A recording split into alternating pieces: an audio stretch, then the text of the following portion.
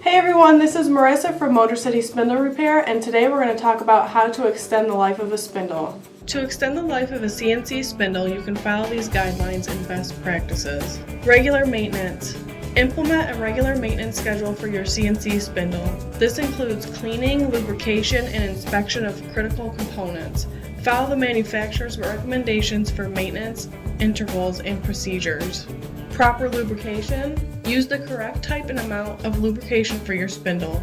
Improper lubrication can lead to excessive friction, heat buildup, and premature wear.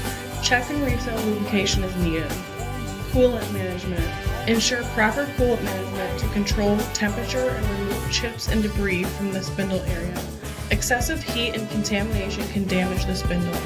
Regularly clean and replace coolant as recommended. Correct tool handling. Handle cutting tools with care to prevent damage to the spindle. Make sure tools are properly secured, balanced, and tightened according to the manufacturer's specifications. Avoid excessive tool runout or tool collisions. Optimize cutting parameters. Set appropriate cutting parameters such as speed, feed rate, and depth of cut. Avoid overloading the spindle by using conservative cutting parameters. Excessive loads can lead to premature wear and failure.